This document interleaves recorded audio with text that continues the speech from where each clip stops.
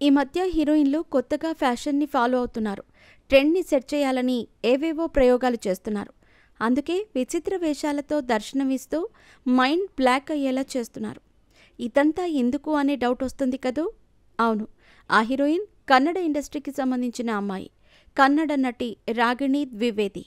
ఈమె గురించి ప్రత్యేకంగా పరిచయాలు అవసరం లేదు. ఎప్పుడూ సోషల్ మీడియాలో ట్రెండింగ్లో ఉంటుంది.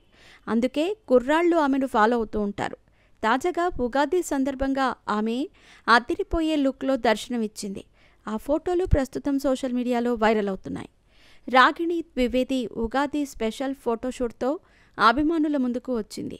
ఇదిగో ఇలా మల్లె చెండును ఒంటికి చుట్టుకొని జెరీ అంచు గోల్డ్ శారీలో దేవతలాగా మెరిసిపోతోంది.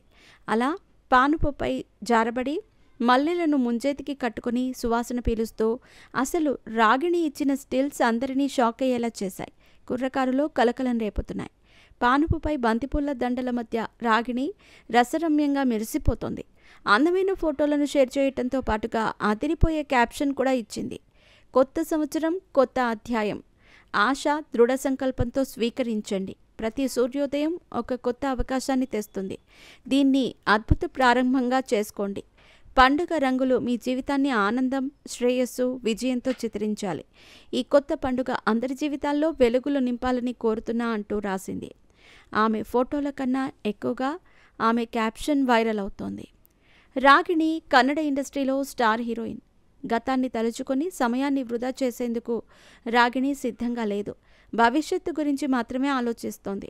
స్టార్ హీరోల సరసన నటించిన ఈ బ్యూటీ పేరు ఇంతకుముందు డ్రగ్స్ స్కాండల్లో వినిపించింది. కొద్ది రోజుల పాటు జైలు జీవితాన్ని కూడా అనుభవించి బయటకు వచ్చింది. ఇటీవల తిరిగి తన కెరీర్పై ఫోకస్ చేసింది.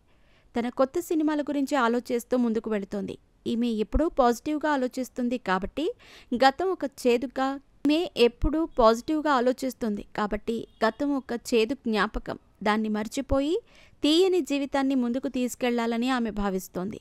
ఇది ఇప్పటివరకైతే పలు సినిమాలకు సైన్ చేసిందని వార్తలు వినిపిస్తున్నాయి. త్వరలోనే ఆ సినిమాలు సెట్స్ మీదకి రాబోతున్నాయి.